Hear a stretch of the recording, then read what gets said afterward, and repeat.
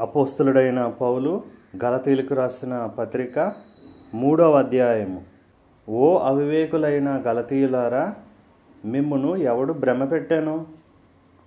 సిలువ వేయబడిన వాడైనట్టుగా యేసుక్రీస్తు మీ కన్నుల ఎదుట ప్రదర్శింపబడెను గదా. ఇది మాత్రమే మీ వలన తెలుసుకొనగోరుచున్నాను. ధర్మశాస్త్ర సంబంధ క్రియల వలన ఆత్మను పొందితిరా, లేక విశ్వాసముతో వినుట వలన పొందితిరా? మీరెంత అవివేకులైతిరా? మొదట ఆత్మానుసారముగా ఆరంభించి ఇప్పుడు శరీరానుసారముగా పరిపూర్ణులగుదురా? వ్యర్థముగానే ఇన్ని కష్టములు అనుభవించితిరా? అది నిజముగా వ్యర్థమగునా? ఆత్మను మీకు అనుగ్రహించి మీలో అద్భుతములు చేయించువాడు ధర్మశాస్త్ర సంబంధ క్రియల వలననా, లేక విశ్వాసముతో వినుట వలననా చేయించుచున్నాడు? అబ్రహాము దేవుని నమ్మెను, అది అతనికి నీతిగా ఎంచబడెను. కాబట్టి విశ్వాస సంబంధులే అబ్రహాము కుమారులని మీరు తెలుసుకొనుడి. దేవుడు విశ్వాస మూలముగా అన్యజనులను నీతిమంతులుగా తీర్చునని లేఖనము ముందుగా చూచి, నీయందు అన్యజనులందరూ ఆశీర్వదింపబడుదురు అని అబ్రహామునకు సువార్తను ముందుగా ప్రకటించెను. కాబట్టి విశ్వాస సంబంధులే విశ్వాసము గల అబ్రహాముతో కూడా ఆశీర్వదింపబడుదురు. ధర్మశాస్త్రము విధించిన క్రియలకు సంబంధులందరూ శాపమునకు లోనై ఉన్నారు. ఎందుకనగా ధర్మశాస్త్ర గ్రంథమందు వ్రాయబడిన విధులన్నీ చేయుటయందు నిలకడగా ఉండని ప్రతి వాడును శాపగ్రస్తుడు అని వ్రాయబడి ఉన్నది. ధర్మశాస్త్రము చేత ఎవడును దేవుని ఎదుట నీతిమంతుడని తీర్చబడడను సంగతి స్పష్టమే. ఏలయనగా నీతిమంతుడు విశ్వాస మూలముగా జీవించును. ధర్మశాస్త్రము విశ్వాస సంబంధమైనది కాదు గాని దాని విధులను ఆచరించువాడు వాటి వలననే జీవించును. ఆత్మను గూర్చిన వాగ్దానము విశ్వాసము వలన మనకు లభించినట్లు అబ్రహాము పొందిన ఆశీర్వచనము క్రీస్తు యేసు ద్వారా అన్యజనులకు కలుగుటకై క్రీస్తు మన కోసము శాపమై మనలను ధర్మశాస్త్రము యొక్క శాపము నుండి విమోచించెను. ఇందును గూర్చి మ్రాను మీద వ్రేలాడిన ప్రతి వాడును శాపగ్రస్తుడు అని వ్రాయబడి ఉన్నది.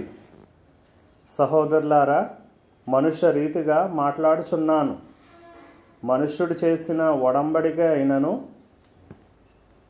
స్థిరపడిన తరువాత ఎవడునూ దాన్ని కొట్టివేయడు, దానితో మరేమియూ కలుపడు. అబ్రహామునకును అతని సంతానమునకును వాగ్దానములు చేయబడెను. ఆయన అనేకులను గూర్చి అన్నట్టు నీ సంతానములకును అని చెప్పక ఒకని గూర్చి అన్నట్టే నీ సంతానమునకును అనెను. ఆ సంతానము క్రీస్తు. నేను చెప్పినదేమనగా 430 సంవత్సరములైన తరువాత వచ్చిన ధర్మశాస్త్రము వాగ్దానమును నిరర్ధకము చేయునంతగా పూర్వమందు దేవుని చేత స్థిరపరచబడిన నిబంధనను కొట్టివేయదు. ఆ స్వాస్యము ధర్మశాస్త్ర మూలముగా కలిగిన ఎడల ఇక వాగ్దాన మూలముగా కలిగినది కాదు. అయితే దేవుడు అబ్రహామునకు వాగ్దానము వలననే దానిని అనుగ్రహించెను. అలాగైతే ధర్మశాస్త్రం ఎందుకు? ఎవనికి ఆ వాగ్దానము చేయబడినో ఆ సంతానము వచ్చే వరకు అది అతిక్రమములను బట్టి దానికి తరువాత ఇయ్యబడెను. అది మధ్యవర్తి చేత దేవదూతల ద్వారా నియమింపబడెను. మధ్యవర్తి ఒకనికి మధ్యవర్తి కాడు గాని దేవుడు ఒక్కడే. ధర్మశాస్త్రము దేవుని వాగ్దానములకు విరోధమైనదా? అట్లనరాదు. జీవింపచేయ శక్తిగల ధర్మశాస్త్రము ఇయ్యబడి ఉన్న ఎడల వాస్తవముగా నీతి ధర్మశాస్త్ర మూలముగానే కలుగును గాని యేసుక్రీస్తునందలి విశ్వాస మూలముగా కలిగిన వాగ్దానము విశ్వసించు వారికి అనుగ్రహింపబడినట్లు లేఖనము అందరినీ పాపములో బంధించెను. విశ్వాసము వెల్లడి కాకమునుపు ఇక ముందుకు బయలుపరచబడబోవు విశ్వాసం అవలంబింపవలసిన వారముగా చెరలో ఉంచబడినట్టు మనము ధర్మశాస్త్రమునకు లోనైన వారమైతిమి. కాబట్టి మనము విశ్వాస మూలమున నీతిమంతులమని తీర్చబడినట్లు క్రీస్తునొద్దకు మనలను నడిపించుటకు ధర్మశాస్త్రము మనకు బాలశిక్షకుడాయెను.